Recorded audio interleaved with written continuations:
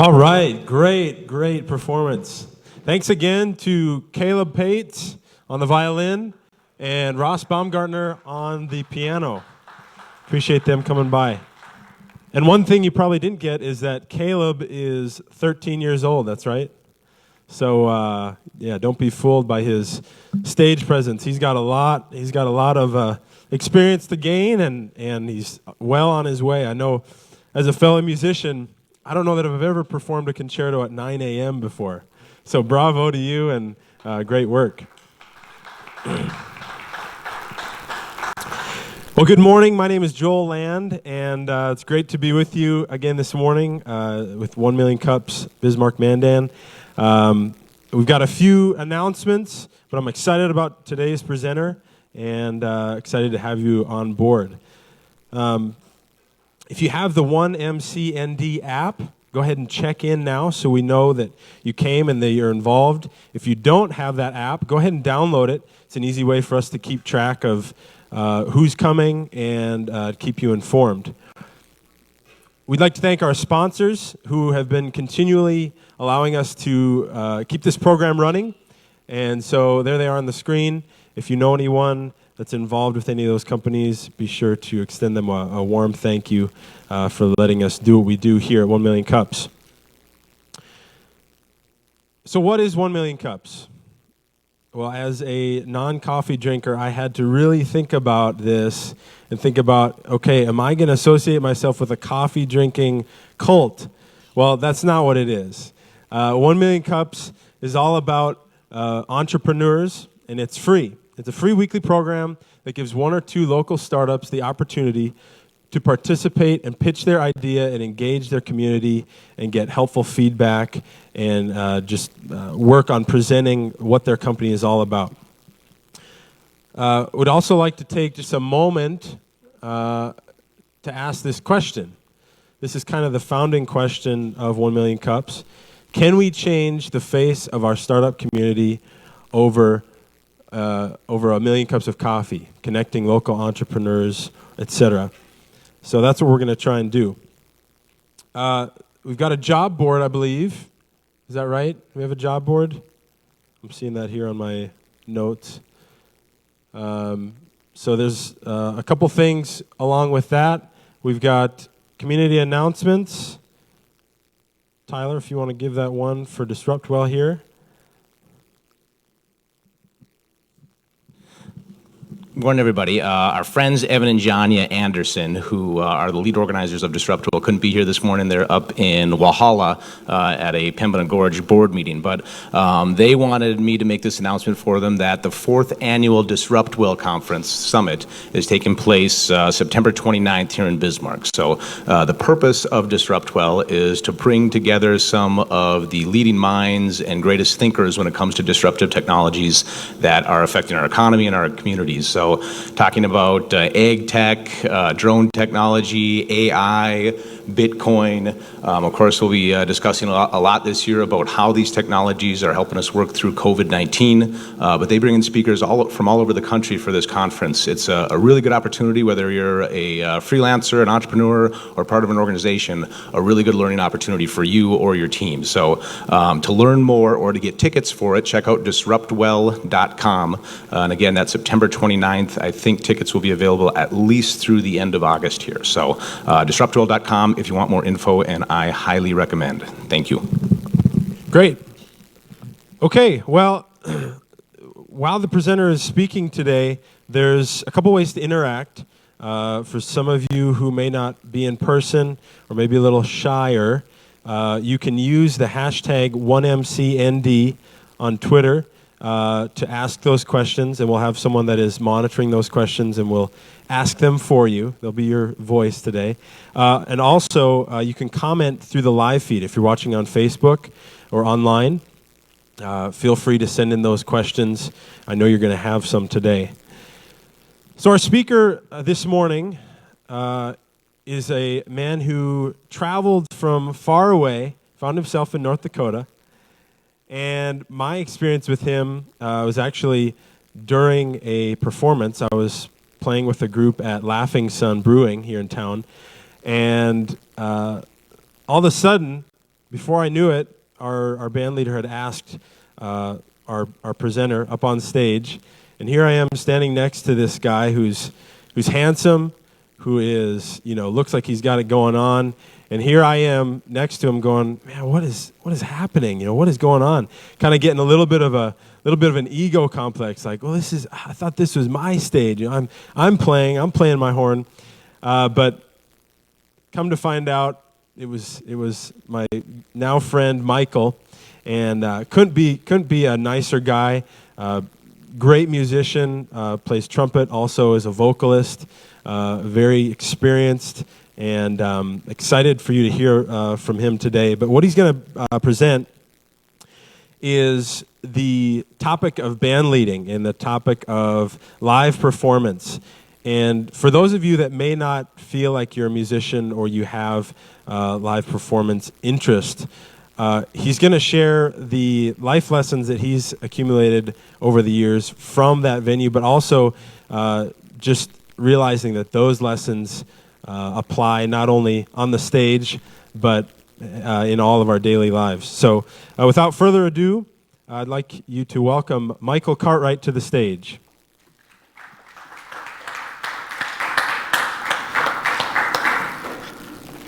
Thank you. Thanks, Joel. I didn't know you had an ego. Yeah, man. Good morning, everybody. How you doing? It's good to see everybody today. Hey, there's me. There's me when I had, that was pre-quarantine haircut. Yeah, so my name's Michael Cartwright. I'm very happy to be here with you guys this morning. And thank you so much for inviting me here today to speak. It's a great honor. I've been working a lot with Tyler recently, and I was going to be doing a TED Talk tomorrow on exactly what Joel was speaking about. Unfortunately, the TED Talks were postponed, and Tyler said, hey, why don't you come into 1 Million Cups and tell us your story. So that's why I'm here today. Music classes were required for me in 6th grade. That's a fantastic idea.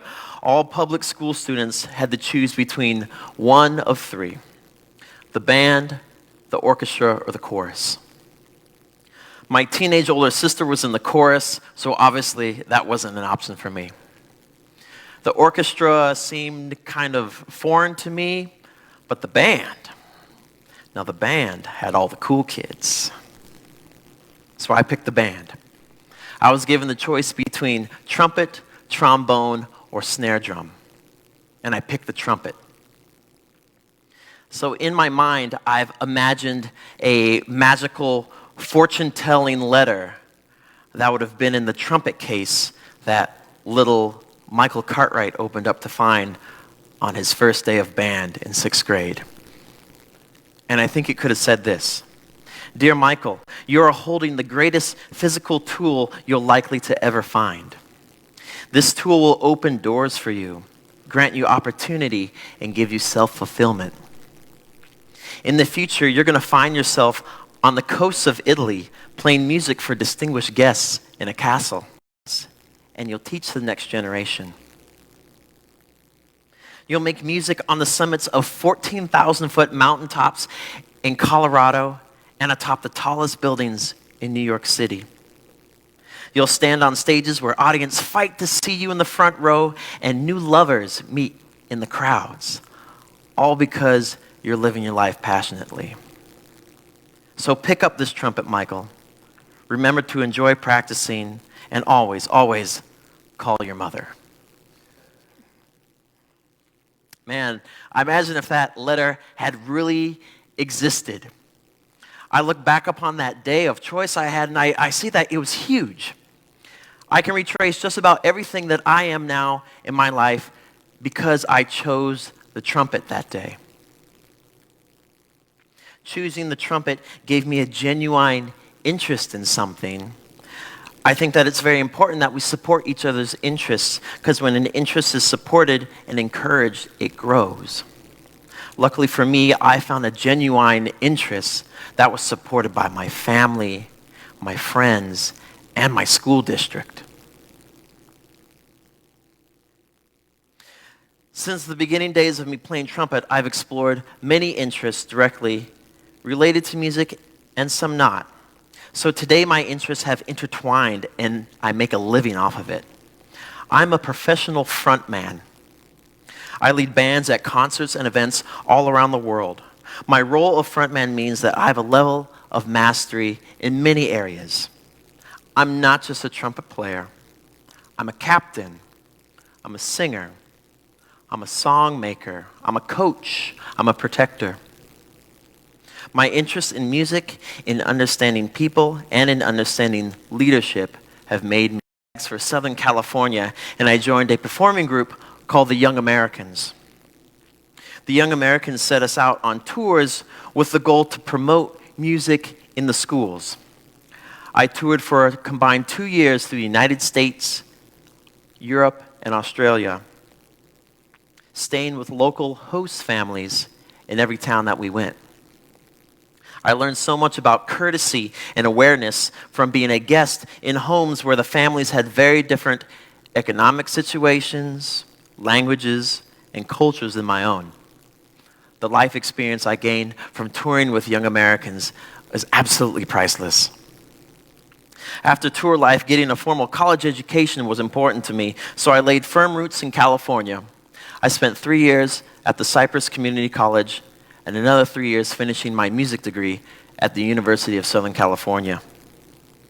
Going from a low-cost community college to an extremely expensive Big Ten school showed me that there's potential for good education everywhere. The instructors that I had at community college opened up doors of thought, and the USC network connections are why I get to play such prestigious gigs today. But the greatest education from my college experience came from living among the vibrant life of gritty, early 2000s downtown Los Angeles. Those experiences opened up my eyes and my heart to want to understand human life. So my life as a musician is full of unexpected adventures. And there's a big caveat. I do not live a life of security. Professional musicians don't get awarded health insurance or 401ks, 401ks, or we aren't even guaranteed work at all. Now, I'm lucky to have steady work, but there have been times of financial drought where I had to be creative and humble to make ends meet. I love getting phone calls from unknown numbers. Every time the phone rings and it's a number I don't recognize, there's a little jolt in my gut. This could be one of the calls that changes everything. And I've received these calls many times. They've granted me teaching positions in elementary school through college. They've presented me with many gigs where I had to quick change my plans so I can get on an airplane the next morning.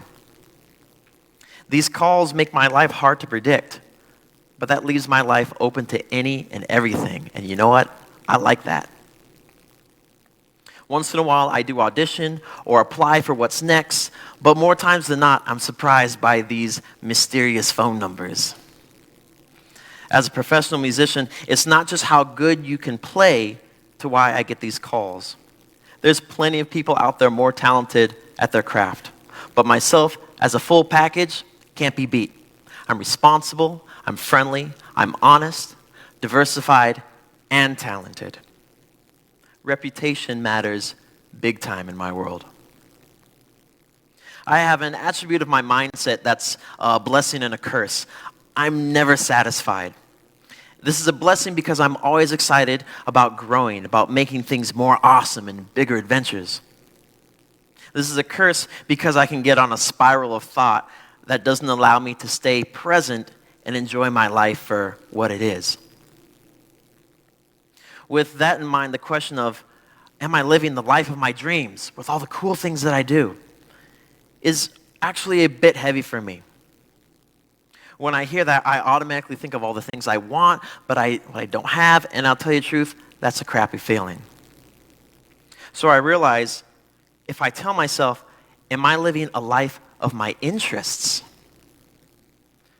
Well, suddenly that's a resounding yes, and I get to think of all the cool things that I get to do in my life. And that's a good feeling. I've played music at Jeff Bezos' house for his holiday party. I now live here in North Dakota. After 20 years of making awesome music in Los Angeles, I needed a break from the city. Most of my gigs involve me hopping on a plane, so why not hop on a plane here in the town where my mom lives? I can now visit her instead of calling. North Dakota is giving me space to think about my life. And compared to LA, North Dakota gives me financial relief so I can power out the student loans that I incurred during music school. I'm happy to be here, and I'm happy to be here on this stage. I found a new interest, and that's sharing my experience with you. And I hope to learn about yours. Thank you very much.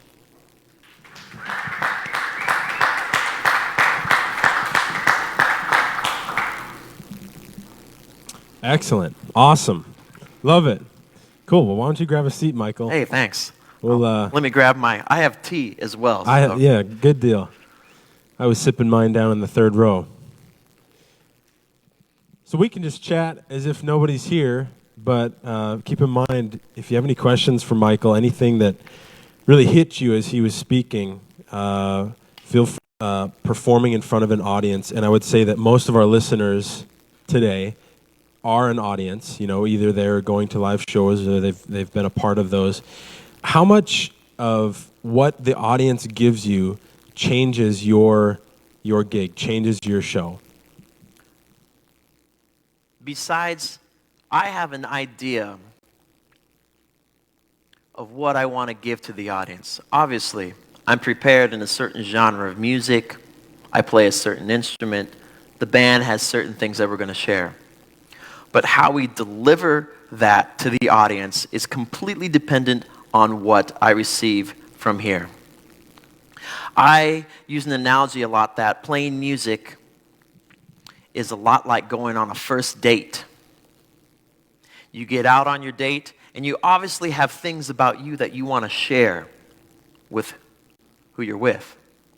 But if you plan exactly what you're going to say, exactly what you're going to do every moment of your date, it's going to get a little weird, man. So you have to work. It's a communication. It's back and forth. It's back and forth. And so that's what I do when I'm in front of an audience. I'm constantly receiving from you guys what I believe you need to take you to this next level of joy, of happiness, of feeling good. And I tell you what, I'm pretty good at it. I think we'd all agree. Any questions out there so far?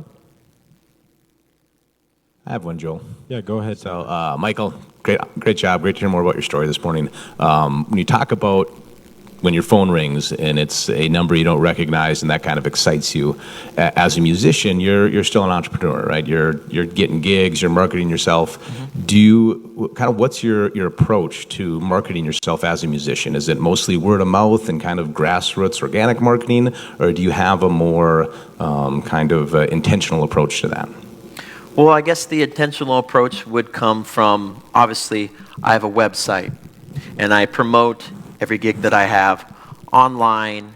I've created music. I have original music out. I have music videos out. People see those things and then get attracted to me. But the reality is the big things that show up are almost always from word of mouth and from a referral from someone else. Someone over here has a big project going on, and they're like, man, I need someone. I need someone who can do this. And someone in their office says, hey, I know of a guy. And they call a guy. Well, that guy is unavailable, but that guy says, hey, I know of a person. And then he knows me. It's all this big circle of just passing names and referrals, and it may be a direct referral, you may be a last-minute sub-in, you never know. But that's, in my world, where the big things come from. It's reputation and getting your name out there. One thing that I found amazing, to touch on that point, is even though we live in such a digital age and everything is streamed and we can invite people on Facebook and we can, send out our concert poster online and whatnot, people still respond 10 times more to a coming up to you in person and saying, hey, you should come to this with me. You should be a part of this. I think you'd really enjoy this. Because otherwise, there's that disconnect. There's that, Completely. you know, even if it is a great opportunity or a great event, people really won't buy into that until they see who you are as a person and recognize that. And just to let you guys know, you know, before I knew Michael, I knew that he came from LA. And so I just thought, oh man, he's going to be an incredible musician, intimidating, and I mean, those are not necessarily untrue, but the root of who Michael is he's a great listener. That makes him a great musician. He embraces the people around him. He's never too full of himself to not listen to others, and I think that's what speaks so well with him as a performer and also just to his success. You know, he's got skill and talent, but who he is as a person communicates beyond that, and that's why, you know, people still call you. We got one in the back there. It's nice to meet you, Michael. I really enjoyed your presentation, and you had mentioned that you switched your point of view to, am I living a life of my interests? I'm wondering how long it took you to figure out that that's the point of view that motivated you more than, am I living a life of my dreams? Like, was it a long process? Was it just an epiphany? You woke up one day like Elle Woods and just thought, I'm going to think about it this way. Can you kind of walk us through what that journey was like for you? That's amazing. What is your name, by the way? My name is Mandy. I'm a fellow TEDx speaker, so we'll be in touch. Oh, yeah, Mandy. Next yeah. year. I can recognize your profile now from the stage. Thanks, Mandy. You know, I got to tell you what, Mandy, you caught me on that one, because that realization happened about 48 hours ago when Tyler and I sat down and he said, hey, can you come speak at 1 Million Cups on Wednesday morning? And I was thinking about that, you know, and you know, we're all going through our own personal journey in all this. Some people are given a lot and make very little of it. Some people are given a little and make a lot of it. And I oftentimes have a hard time being very present in my life because I'm always thinking of, ooh, what's next? What's next? What's next? Ooh, something bigger. Ooh, shinier, you know. What would they say? Ooh, squirrel, you know. What's the next thing? And so I realized, and that question has come to me quite often, like, wow, you're a musician, you get to do all this stuff? Wow, you must be living the life of your dreams. And I would always have this little reaction like, yes, I am. Thank you for asking. So maybe just for me, because of the semantics, that's a tough thing for me to handle. But then I realized that I get to do cool stuff all the time. And I love what I get to do on a daily basis and the opportunities I get because I'm interested in these things. So personally for me, I realized that, hey, I'm living a life of my interests. And that means that, yeah, I'm interested in what I'm doing right now. We're in a pandemic and my music life is shut down, but I'm bartending. I was always wanting to be a bartender. I'm interested in that. So, hey, what do I got to complain about? So I hope that answers your question, Simsoy. Thanks, Mandy. Hey, Michael. So you talked about your interaction with your audience. I'd like to hear you talk a little bit more about, for you, what makes for a good audience, and maybe you could share a specific experience, like one of your favorite interactions with an audience that can kind of give us an example of what a good audience looks like, feels like. Well, thanks, David. I know David. I always hope for this kind of audience. People come in and they're excited and they're polite and they're smiling at me and they're just ready. We always hope for that audience, you know? The reality is that audience doesn't always come. There's maybe some people like that in the audience, but that's not part of the game. The game is for example, there's a cool guitarist out there. His name's Kurt Rosenwinkel. He's a brilliant jazz guitarist. And his idea of relating to an audience is that every person in his audience shows up with an imaginary minus sign above their head. And it's his job while he's playing to turn that minus sign into a plus. That means that he needs to, in some way, connect with every single person in that audience, give them what they need so that they become on his side, that audience member turns from a passive observer to an active participant. So in reality, there is no good or bad audiences. The good or bad comes in where, how am I going to relate to them? How am I going to win them over?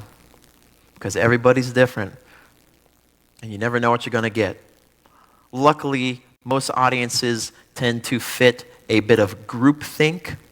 So once you figure out half of your audience, it's probably pretty easy to get the other half. Yeah, that's cool. I wanted to ask a question, if I may, about music school, because that's a path that I've walked down, and I am not a full-time musician. Yeah, I'm still interested. I still play. Talk about that journey, doing the 6 years of music school, and would you change anything about that? What have you maybe picked up that's not in the curriculum or something that people expect to get out of that education? Totally. Well, as I said, I went to the University of Southern California. It's a very prestigious school there in Southern California, right smack in the heart of downtown LA. And USC is a very interesting social phenomenon. And jazz music, I was trained as a jazz trumpeter. Jazz is a music of the people. It's not created for something that's some people that are elevated and some people who are uneducated. It's the music of the people. It's the music of the soul. It's the music of expression. So studying this jazz music, and the jazz greats were not these rich, wealthy, high-power people. Maybe there are a couple of them, but these were guys that could, barely afford a clean suit sometimes, but created such amazing artwork. So I felt very torn living in this life of big music school, but then outside the walls are these people who are struggling. So I think my experience, if I would have gone to a different school for music, it would have been very, very different, because I wouldn't have been living this process. USC in itself gave me the connections of why I play awesome music today, because of the musicians that I got to meet. I do wish, looking back, that maybe I would have practiced more, or maybe I wish I would have lived on campus with all my other musician friends. I lived in a roach-infested cheap apartment in downtown LA. But that was the education I got, and I'd probably be a very different person today if I wouldn't have gotten that education. What else can I say on music school? It's highly worthwhile, but I will say, if any of your friends or family ever want to go to music school, get the scholarships, get the grants. Leaving school with $80,000 in debt and having no guarantee of work may not necessarily be the most wise thing. But hey, that $80,000 in debt brought me to North Dakota, and now I live out in the prairie in this beautiful place, and I'm living an awesome life of my interests. Cool. We got one more question back here. Yeah, thanks for your presentation today. Actually, speaking of music school, I have a buddy who's just graduating with his doctorate in performance music for French horn. And so, kind of speaking, you guys spoke on this too, on COVID. He's just coming out of school now with really no view of any recent performances going to be happening. Do you have any words to maybe speak to that? What do you think will happen, or what you see happening kind of in your industry? Gotcha. What's his big goal? Symphony is kind of what he wanted to do right away. Do that for quite a few years, and then teach in the higher education colleges and in the doctoral programs. Gotcha. Well, he's obviously set up to win right off the bat. I'm sure, like me, probably has a bit of student loan debt as well to deal with, which is a scary thing. The good news is that live music is coming back, and it will be back bigger than ever because we need it. We need that release. He wants to be in the symphony, so I'd say push for that, because once you land yourself a good symphony position, that can carry you your entire life. He's got the doctorate, which means he has a higher education than most people. Now, for him, like all of us, it's a time to be creative. Creative, not necessarily, ooh, I'm going to paint something or I'm going to write music. We need to be creative in our thought and how we use our talents and bring them to the world. So he's coming in heavy with a bunch of talents, a lot of education, a great skill, and a lot of time. So now would be a time, I'd say, for him to invent something for himself that reaches out to the people. And it may take him some time. I don't know exactly what that is. But I would say, just like I said earlier, if he follows his interests, if he follows what he's interested in doing, he's going to create value and he's going to create self-fulfillment. So, and also there's plenty of jobs here in Bismarck or wherever he's at to make ends meet while we're waiting for that time. There's nothing wrong with being humble and taking a step back. I've noticed that every step back in my life has actually been a step forward in a better direction. So I hope that can work for him as well. Thank you. Yeah. So this is fun. You can see both you guys are musicians and how well, even on stage, you improvise. Joel, you alluded to this performance that happened at the Laughing Sun that was kind of impromptu. How does that work between two musicians who have never played together? And are you just going to get up there and improvise, or is there certain beats you're looking for, or certain riffs? Or can you talk into that a little bit? Yeah, so we, down at the Laughing Sun, we play with a jazz group. It's a quintet, so there's 5 of us. And so that night I was playing saxophone, and then we had a rhythm section, and Michael came up and brought his trumpet up. And so the question is, what tune do you want to play? What tune do you know? And in jazz, you start with the tune, not like the concerto that we heard that's written down and very practiced and very technical, but there's a melody. There's a melody and a harmony in a tune. And so if we both know that or have a good idea of what that tune is, then we count it off, start it, and then we'll play, maybe he'll play the melody and I'll play harmony against that melody. And then there's soloing. So the improvised part of a jazz piece, at least the obviously improvised, is when you're soloing. So after the melody happens, the harmony still goes on. The rhythm section is providing that background, that support, that foundation. And we'll improvise. So with Michael's case, it was almost as if in our pursuit of music individually over the last decade, we had been playing together in a way. So on stage, it was like, I don't need to tell him anything. He doesn't need to tell me anything. We're getting everything we need just by playing the tune and improvising the solo. And you can make it a lot more complex than that, but at the end of the day, it's that connection that you have.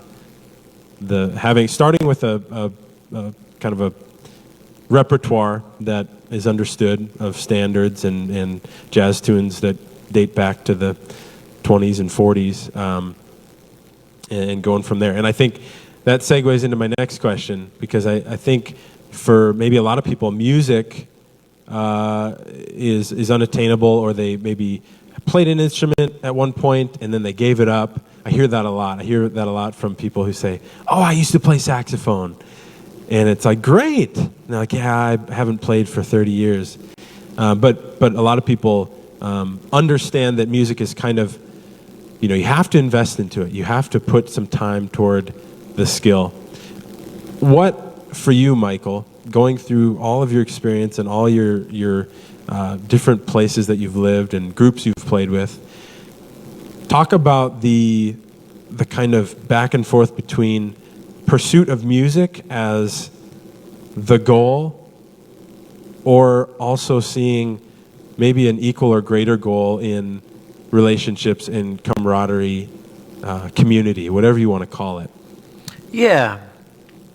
So music as the goal versus let's say life, living as the goal. Yeah, because they don't always work together, huh? I remember in college, we had a piano teacher named Alan Pasqua. Alan Pasqua is just a brilliant pianist. He's been around for decades, played with the greats. And Alan Pasqua had a jazz improvisation class.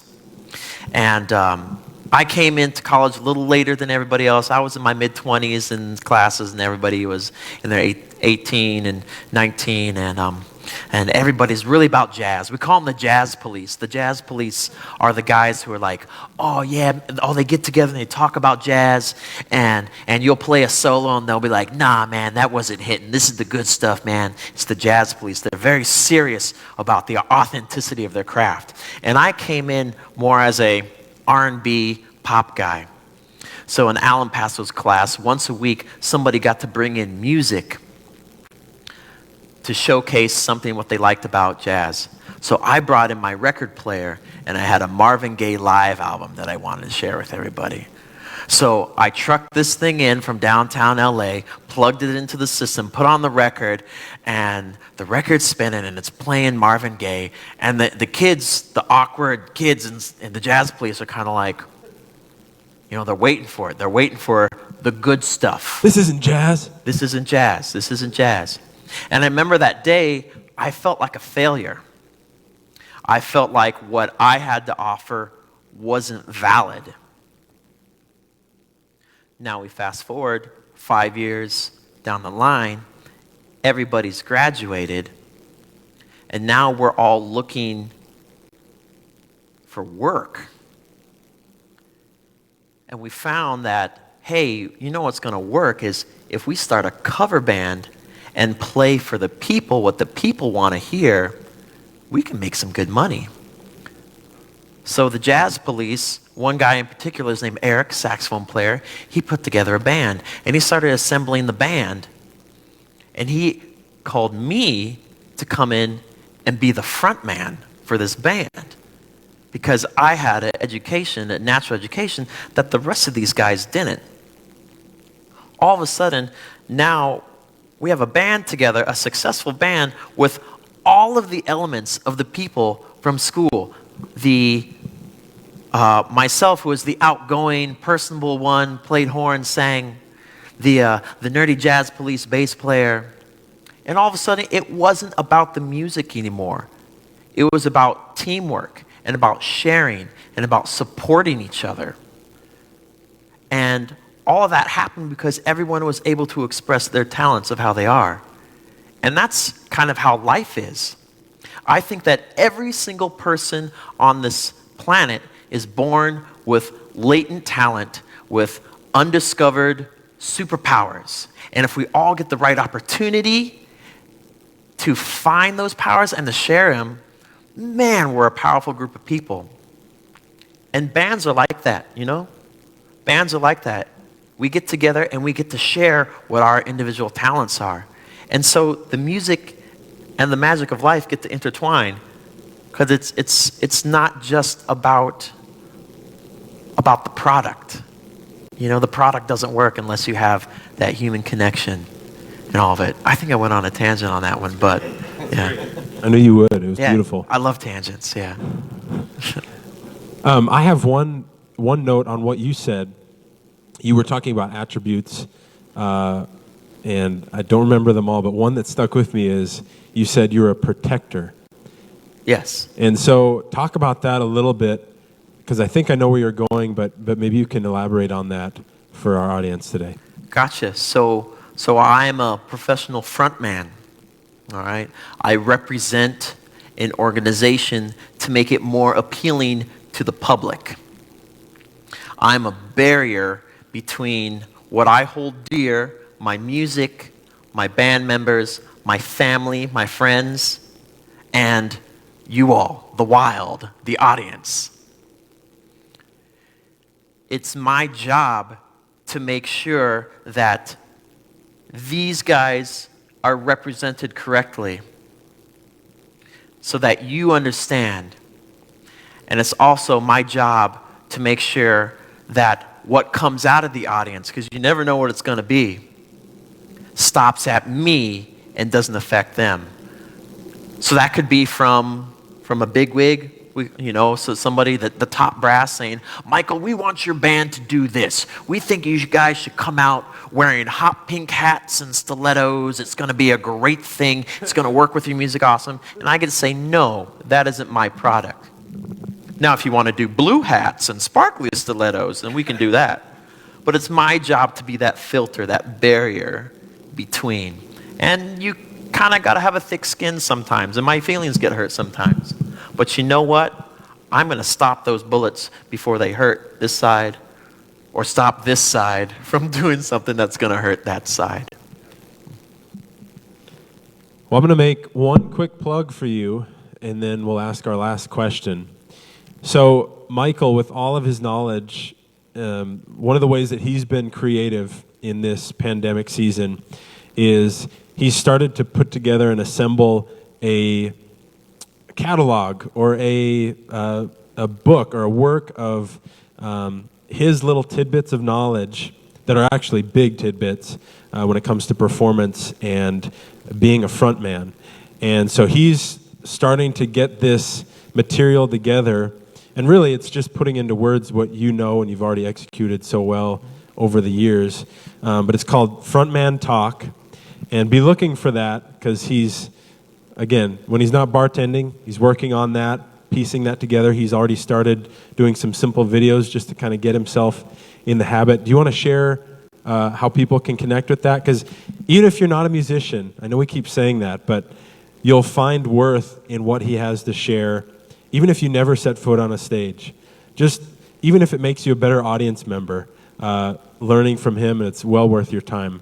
Thanks for saying that, Joe. Yeah, it's called Frontman Talk, and this is my, I noticed that in music life, there's a lot of effort put on making someone a better technical musician, but there's all the other things that is pretty much just about living as a musician or just as a person and how to approach an audience.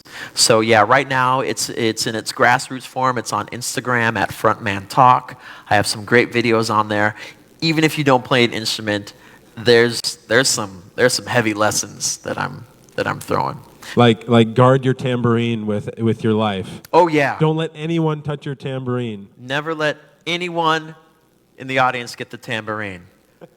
The tambourine is this small little instrument amongst everything on the band, but it has the power to cut right through. And there's something about seeing a tambourine on the edge of the stage that the audience member will wander down and want that tambourine so much. They want that because when they hold the tambourine, they know that now they're in charge of the show. Never let anyone take your tambourine.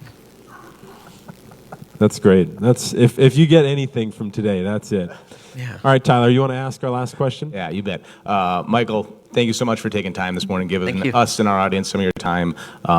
Side note, it's been so much fun getting to know you and your work, working on the TEDx talk that will now be happening TEDx 2021 in August of 2021. So I think that's our first plug for TEDx 2021. Mandy will also be a speaker on our stage that day, so look forward to having you there next year.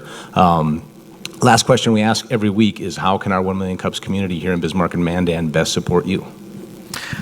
How can you guys support me? Honestly, I hope because of something that happened today, something I said, some interest in my music, that I get one of those mysterious phone calls from one of you guys, or mysterious email.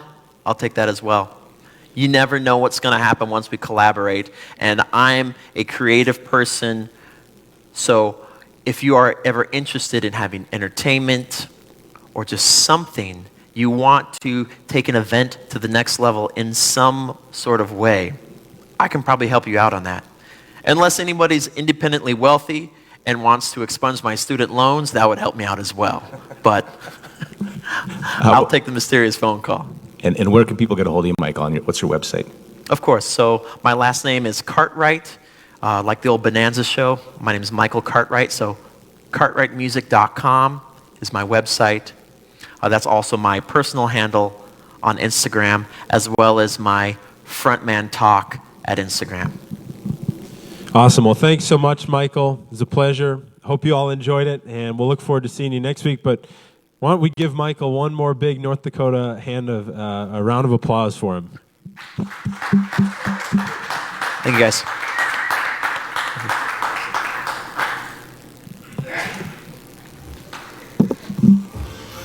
As always.